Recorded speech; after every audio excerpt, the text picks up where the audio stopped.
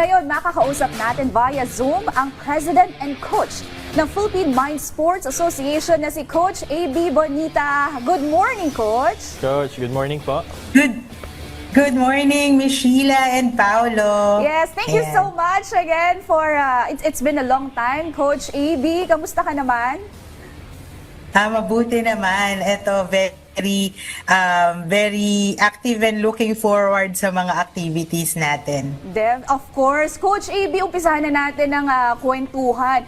Ngayon, with the upcoming Summer Mind Enhancement and Memory Sports Workshop in May, how do you plan to structure the program para matulungan ang mga participants to elevate their memory techniques in preparation for the Philippine National Memory Sports Championship sa darating na August?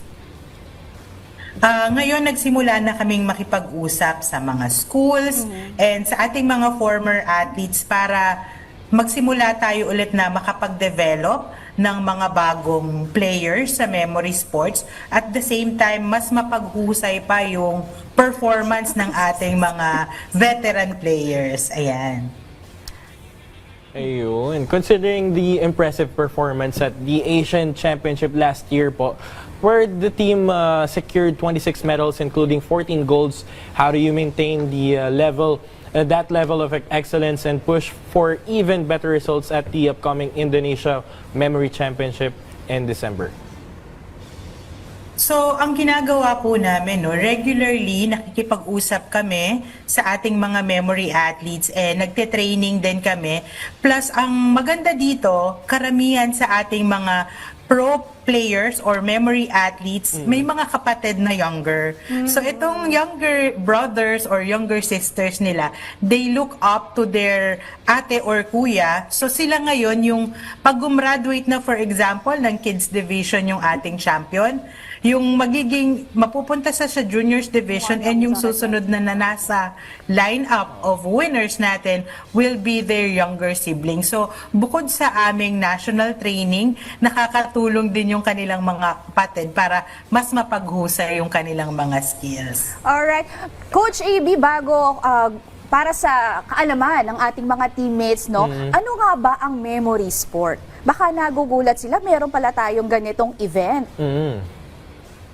Yes, no? Ang memory sports, kung may palakasan ng katawan, sa memory sports, patalasan naman ng isipan. Patalasan. So, yung ating mga players, ang ginagawa dito, binibigyan sila ng several information tulad ng words, numbers, shuffle deck ng baraha, mukha ng tao, or binary numbers, at ang paglalabanan ng ating mga players ay kung sino yung may pinakamaraming maaalalang information at a limited time. Halimbawa, sa loob ng 5 minuto, may 100 words na ibibigay, ilan yung kayang maalala ng mga players at dapat wala silang errors. Kasi pag nagkakaroon ng errors, may deduction ng points. So, sa pamamagitan nito, yung intense discipline sa isip ng mga tao is na-develop din siya. Ayun. Coach, so Coach AB, basically, ano to, no? All throughout, parang mainly memorization. Yes, memorization siya. At ang nakakatawa sa memory sports is hindi lang siya pambata. Meron din tayong adults division and even senior citizens division. Masters I remember and nung first time tayong nag-host ng Asian Championship dito sa Pilipinas noong 2023. Ang eldest participant natin ay 70 years old. So, 70 years old. So, kaya pa din palang i-train yung ating brain kahit na nasa senior citizen level na tayo. At the same time, yung mga players naman na younger, kapag gumaling sila sa sports, pati yung educational performance nila naaapektuhan. So, yung ating mga, nakapag-create na din tayo ng Grandmasters and yung ating mga performers, yung mga players natin na nag-champion sa mga competitions, in relation to their educational performance, yung iba ay nagiging scholars or yung mga entrance exam na ina-applyan nila, nakakapasa sila, or may mga naging Dean's Lister, even valedictorians or magna cum laude. Ayun. So, Very interesting, di ba? actually, unang matutuwa dito yung mga organization ni Attorney Al Agra, yung Philippine Masters Games Association, PMGA, Masters and Seniors. So, sumasali sila sa mga sports nung kahit na seniors and masters sila. Ito, maganda rin dito dahil nakita natin kay Coach AB, sinabi niya may mga seniors din na sumasali, no? Totoo naman. Coach AB, you talk about training, pero ano ba yung mga strategies at mga yung skills na dine-develop o pinapractice lalo na sa mga events nyo na paparating this 2025 tulad ng Philippine Memory Sports? Yung mga skills, number one dito yung visualization skills natin. Kasi karamihan sa mga tao ay visual learners. So, mas mabilis nating naaalala ang information pag nakikita natin siya. So, number one, visualization skills. Kasama din ang auditory skills. Minsan, pag may mga kausap tayo, mabilis nating nakakalimutan pag hindi natin nailista. So, sa memory sports, meron tayong isa sa mga category na tinatawag na spoken numbers. Yung mga numero, maririnig lang ng mga tao at kaya ng tandaan. Ganun din yung pag-alala ng names and faces, whether isa kang bata or adult, napaka-importante na re-remember natin ang names and faces ng ating mga kausap or even clients when we're older. So, ilan lang yun sa maraming skills na pwedeng ma-enhance pag nag-train sila ng kanilang memory. Coach AB, sa ganitong training o preparation sa mga competitions ninyo, paano kayo, can you parang give us like briefly, paano kayo nagtitrain? Sabi mo kasi more on visual, more on auditory, so hindi ba dapat maingay? Dapat ba nasa isang kwarto lang sila? How do you train for this? Ang kagandahan ngayon sa training natin, mula nung nag-pandemic at pagkatapos nito, kung dati manual yung preparations namin na nagpiprint ng papel, ngayon meron tayong digital competitions and digital training. So meron kaming ginagamit na website at training software na nandun na yung mga information na kailangan namin i-practice at tandaan. Pagka magsisimula na ang memorization time, very important na tahimik sa paligid kasi any disturbance or noise pwedeng maka-apekto sa focus ng ating mga manlalaro. Pagdating naman sa mga competitions, pag medyo malayo pa, at least twice a week nagte-training kami. Pagpapalapit na yung competition, almost daily, nagte-train na yung mga players natin.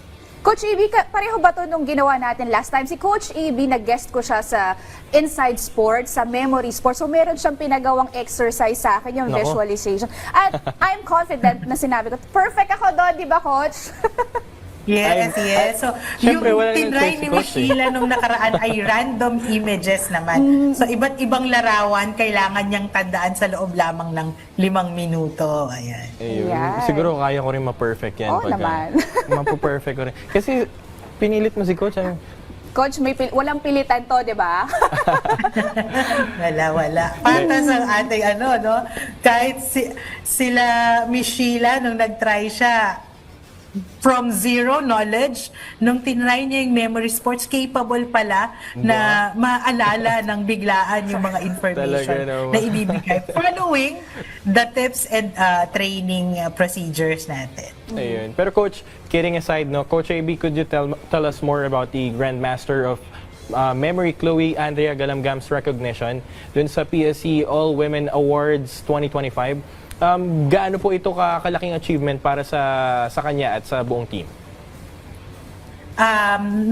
Very happy and very proud kami kay Grandmaster Chloe kasi ngayon nag-level 2 na yung kanyang award sa championship at isa siya out of the 14 gold medals na nauwi namin nung Asian Championship, kalahati galing sa kanya, 7 golds yung inuwi niya nung competition.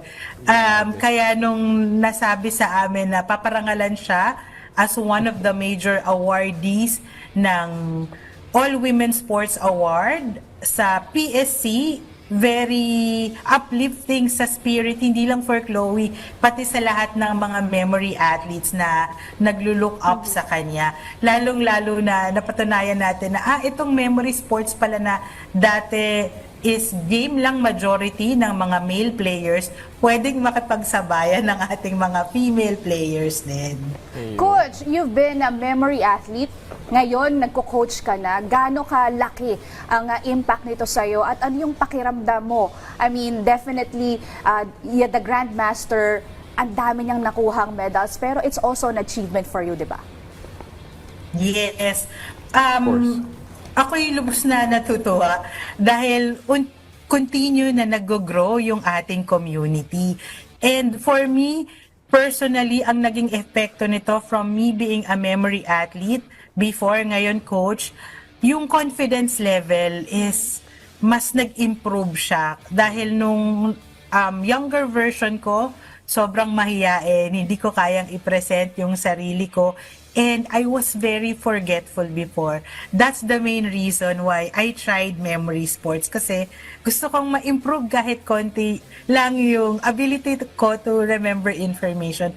Ngayon, sabi ko nga, na-overdose na yung brain cells, yung memory natin kasi parang kahit saglit mo lang makita yung information, kahit saglit mo lang marinig, pwede pala tayong magkaroon ng ability na ma-remember siya. And yung memory sports training, hindi siya kailangan ng sobrang habang buwan or maraming taon para ma-develop yung skill mo.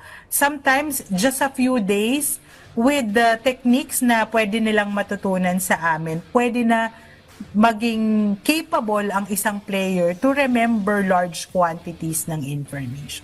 Ayun. Ayan. Coach, meron kayong Asian Championship ng Singapore, meron kayong previous competitions na nakapag-uwi kayo ng maraming awards, especially gold medals. Ngayon, paano nyo planong i-sustain yung momentum ninyo? How do you plan to build on this success? At ano pa yung dapat nyong gawin para mas mag-improve for your upcoming competitions?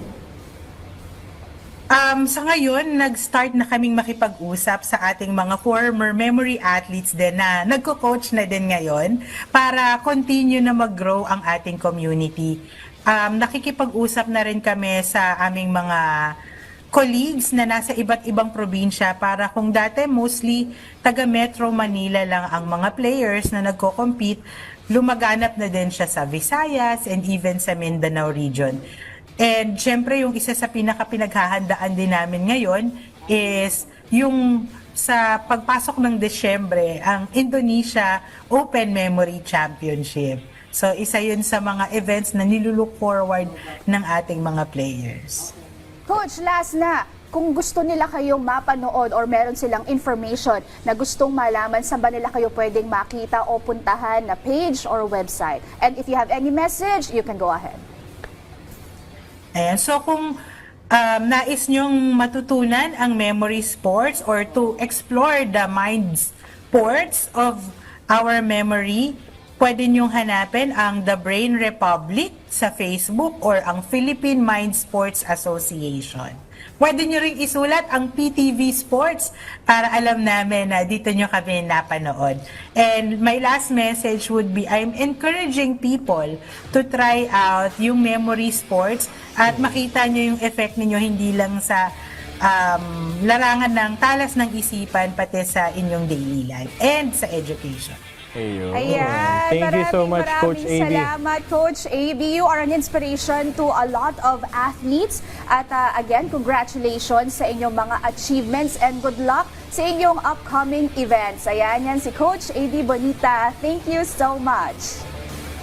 Maraming salamat din po, Miss Sheila and Paolo. Thank you so much, Coach.